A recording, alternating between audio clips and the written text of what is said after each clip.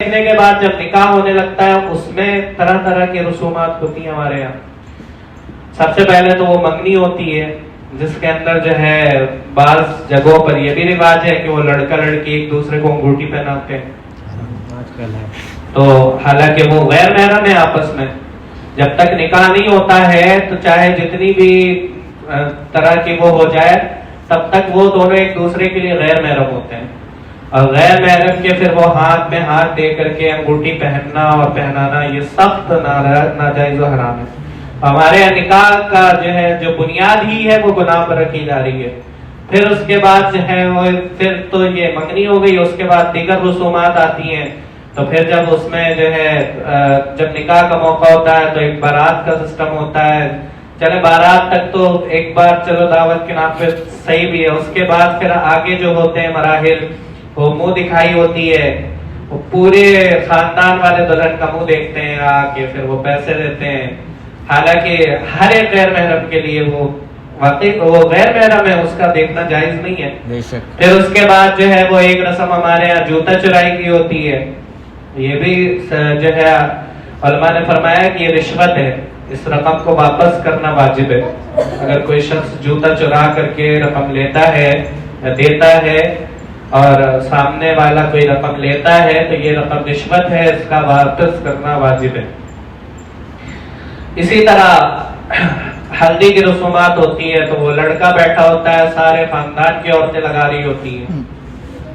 اسی طرح لڑکیوں میں بھی اور پھر وہ طرح طرح کے مطلب بےہودہ رسومات ہمارے یہاں ہوتی ہے. پھر یہ جب اللہ کی نافرمانی سے کوئی کام شروع ہوتا ہے نا تو پھر وہ اس کا انجام بھی ویسے ہی ہوتا ہے. پھر نکاح کے بعد پریشانیاں ناچاکیاں لڑائیاں پھر طرح طرح کی مصیبتیں. پھر وہ چکر لگتے ہیں مولانا صاحب تعویذ دے دیجئے فلاں پڑوسی نے جادو کروا دیا ہے فلاں نے جو ہے وہ ٹونا کروا دیا ہے وہ فلاں خاندان والا ہم سے جلتا ہے اس نے یہ کر دیا ہے وہ کر دیا ہے. تو پیارے مطلب یہ ہے ٹھیک ہے اگر کسی نے کروایا یہ ایسا ہوتا ہے کہ ہم سارا جو ہے سارا کچھ اللہ کی نافرمانی میں کرتے ہیں. اپنی تمام خوشیوں میں اللہ کی نافرمانی کرتے ہیں اور پھر جب کوئی مصیبت آتی ہے تو وہ جی فلاں نے کروا دیا وہ فلاں نے کروا دیا وہ فلاں نے کروا دیا. تو ہمیں چاہیے کہ ہم جو ہے اپنے خصوصاً اس معاملے کو اللہ تبارک و تعالی چونکہ نکاح جو ہے یہ ایک عظیم سنت ہے. ہاں نکاح میں ولیمہ کرنا یہ سنت ہے. ولیمہ حضور علیہ الصلوۃ والسلام نے کیا ہے اور ولیمہ کرنا سنت ہے. لیکن میں نے کچھ جگہوں پر دیکھا ہے کہ وہ ولیمہ نہیں ہوتا ہے. بارات جانے سے پہلے وہ بلا کر کے لڑکے والے کھلا دیتے ہیں اور وہ اس کو کیا بولتے ہیں یوپی میں ادھر ویسٹ کی طرف منڈا. ہاں منڈا بولتے ہیں.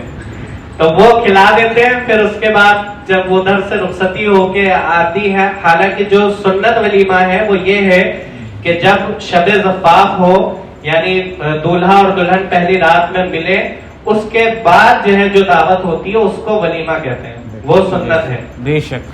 لیکن وہ برات سے پہلے ہی جو ہے جیسے ہندوؤں کیا ہوتا ہے ویسے ہی بلا کے کھلایا اور پھر وہ رخصتی ہو گئی پھر اس کے بعد ختم. تو ایسا مطلب ہم نے ماحول بنا دیا. تو ولیمہ کریں. ولیمہ سنت ہے لیکن ولیمہ میں بھی اعتدال ہونا چاہیے. ایسا نہیں کہ بہت زیادہ خرچ کر دیا اب جو ہے پورا خاندان کو بلا لیا تو پھر اپنے اوپر بوجھ نہیں ڈالنا ہے. نکاح کو آسان بنانا ہے. ولیمہ بھی جو ہے وہ اعتدال کے ساتھ ہو. حضور علیہ الصلوۃ والسلام نے حضرت صفیہ رضی اللہ تعالیٰ عنہا سے جب نکاح فرمایا تو ایک سفر میں تھے. سفر سے واپسی ہو رہی تھی تو آپ نے ولیمہ اس طرح فرمایا تھا کہ دسترخوان بچھایا گیا اور آپ نے فرمایا کہ جس کے پاس جو کچھ ہے وہ لے آئے. تو بعض لوگوں کے پاس کھجوریں تھی وہ کھجوریں آ گئی. بعض کے پاس جو ہے وہ پنیر تھا پنیر آ گیا. بعض کے پاس جو ہے گھی تھا وہ گھی آ گیا. وہ سب نے مل جل کے کھا لیا ولیمہ ہو گیا. سبحان اللہ. نکاح جو ہے بہت آسان ہے. ہم نے اس کو ہارڈ بنایا ہوا ہے اور اسی چکر میں بیچارے جو ہمارے نوجوان وہ گناہوں میں مبتلا ہوتے ہیں. کیوں؟ انہوں نے بولا بھائی ماں باپ سے میرا نکاح کروا دو. ماں باپ نے بولا دماغ خراب ہے ابھی تو تم کچھ کرتے بھی نہیں ہو ابھی ثبوت سوار ہو گیا تمہارے اوپر نکاح کا. یہ کیا ہے یہ کیا طریقہ ہے؟ پھر دوبارہ بولا حضرت وہ نکاح کروا دو. نکاح آسان ہے کیا؟ 10 لاکھ روپے چاہیے اس کے لیے 15 لاکھ روپے چاہیے کماتا کچھ نہیں ہے نکاح کرنا ہے.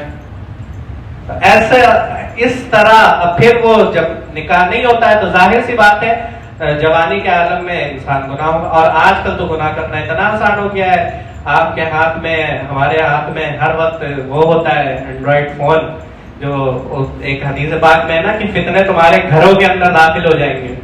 تو مجھے لگتا ہے یہ سب سے بڑا فتنہ ہے جو کہ گھروں کے اندر داخل ہو چکا ہے.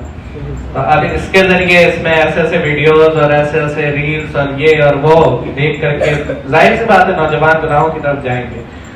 تو عرض یہی ہے کہ یہ زندگی کا چونکہ ایک اہم شعبہ ہے نکاح, اور حضور نے فرمایا نکاح میری سنت ہے, تو اس میں ہمیں سنت کے مطابق کوشش کر کے انشاءاللہ اس کو ہم آسان کریں گے تو زنا مشکل ہو جائے گا. اس کو اگر ہم نے مشکل بنا دیا تو پھر زنا آسان ہو جائے گا.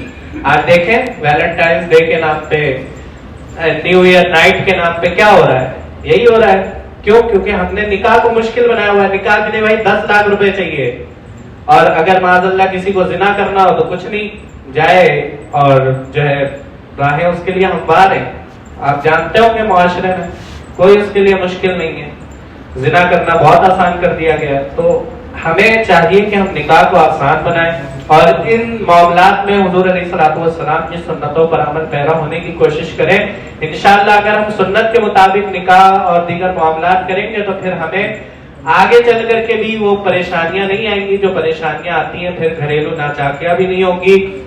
کیونکہ جب بنیاد حضور کی سنت پر رکھی جائے گی تو اللہ تبارک و تعالیٰ اس میں برکت عطا فرمائے گا. ایک آخری حدیث سنا کر کے بات ختم کرتا ہوں کہ نبی پاک علیہ الصلوۃ والسلام نے فرمایا کہ جو شخص عورت سے مال کی وجہ سے نکاح کرتا ہے اللہ تعالیٰ اس کی غربت میں اضافہ فرما دیتا ہے. موجم اوسط کی روایت ہے. جو اس کے حسب و نسب کی وجہ سے نکاح کرتا ہے اللہ تبارک و تعالیٰ اس کو رسوا کر دیتا ہے, اور جو اس کی عزت کی وجہ سے نکاح کرتا ہے اللہ تبارک و تعالیٰ اس کی ذلت میں اضافہ کر دیتا ہے. اور جو خالص اپنی شرمگاہ کی حفاظت اور صلہ رحمی کے لیے نکاح کرتا ہے اللہ تبارک و تعالیٰ اس عورت کے لیے اس مرد میں برکت عطا فرماتا ہے اور اس مرد کے لیے اس عورت میں برکت عطا فرماتا ہے. تو ہماری نیت یہی ہونی چاہیے کہ ہم انشاءاللہ سنت کے مطابق جو بھی آئندہ اپنا کرنا ہے یا اپنے گھر والوں کا اپنے بچوں کا کرنا ہے تو انشاءاللہ اس میں سنت کے مطابق نکاح بھی کریں گے.